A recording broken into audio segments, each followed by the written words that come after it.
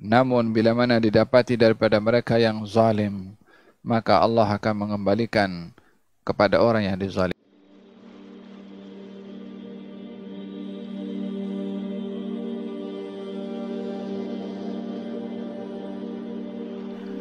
Hasad, dengki dan benci itu bukan pencukur rambut, namun ianya adalah pencukur agama.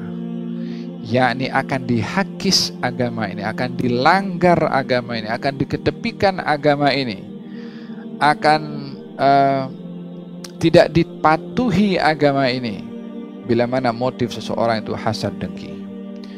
Sehingga bila mana seorang punya hasad dengki, dia akan membenci.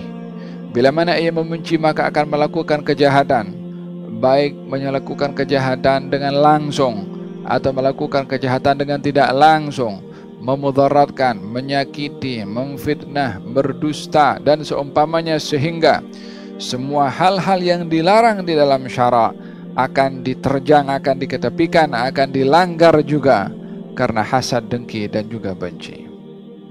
Iyyakum wal hasad, kata baginda Rasulullah, hati-hati kamu daripada sifat hasad.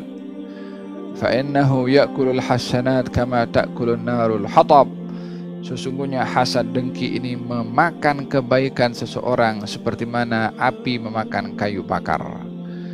Hasad dengki akan menyebabkan orang membenci dengan orang yang benci akan memaki, akan berbuat zalim.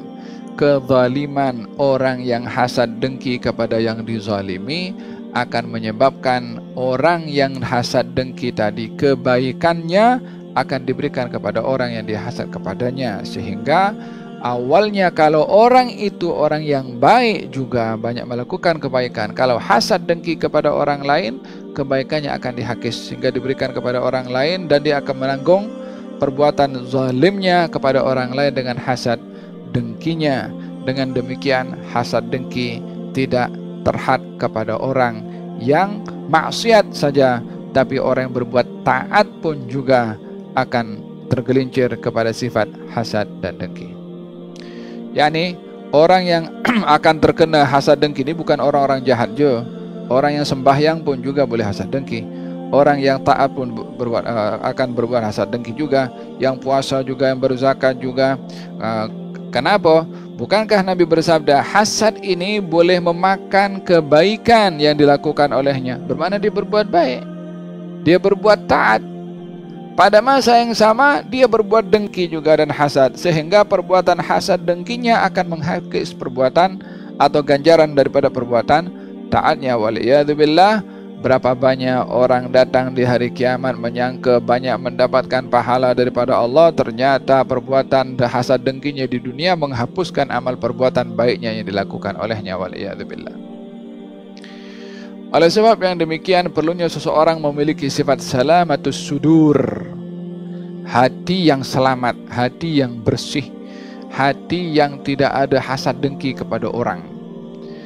Ini sifat yang sangat mulia bila mana ada kepada seseorang. Oleh hadza di dalam Al-Qur'anul Karim Allah Subhanahu wa taala berfirman, yauma la yanfa'u malun wala banun illa man atallaha biqalbin salim. Di hari tidak mendatangkan manfaat harta dan anak-anak kecuali orang yang datang kepada Allah dengan hati yang selamat. Selamat daripada syirik, selamat daripada penyakit hati, daripada hasad, daripada dengki, daripada riya. Hada semuanya adalah ada di dalam kita punya hati ini yang akan dipandang oleh Allah Subhanahu wa taala. Buat apa banyak beramal yang dilakukan oleh tubuh badan kalau hatinya dipenuhi dengan sifat-sifat yang mazmumah. Bersihkan hati daripada sifat-sifat mazmumah, walaupun amalnya adalah sedikit yang dilakukan, berbandingkan banyak beramal kebaikan dengan tubuh badan namun hatinya busuk dengan sifat-sifat yang dicela dan dibenci oleh Allah Subhanahu wa taala. Yauma la yanfa'u malun wala banun illa man atallaha biqalbin salim. Walihada di dalam hadis Nabi Muhammad sallallahu alaihi wasallam menceritakan tentang seorang yang diberi kabar gembira oleh baginda Rasulullah untuk masuk syurga disebabkan hatinya bersih daripada menyimpan dendam, menyimpan marah, menyimpan dengki, menyimpan hasad, menyimpan benci kepada orang lain. dia adalah orang yang mendapat kabar gembira daripada baginda Rasulullah akan mendapatkan syurga. Naam.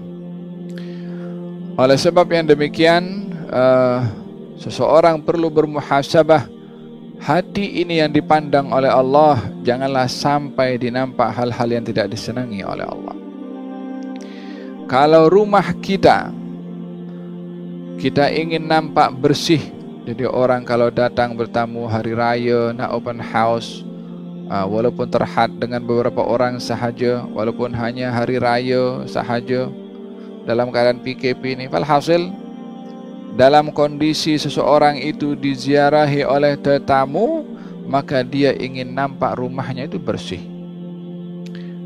Dia akan vakum karpetnya, dia akan guna pewangi ruangan, dia akan kemas mejanya, ya, supaya apa? Supaya nampak tamu datang nampak bersih dan dia bangga dengan demikian. Hati ini rumahnya Allah. Hati ini yang dipandang oleh Allah. Kalau kita tak mau dinampak rumah kita tak kemas oleh tetamu, demikian juga Allah tak mau rumahnya di dalam hati manusia itu dikotori dengan sifat-sifat al-mazmumah. Hada berkenaan dengan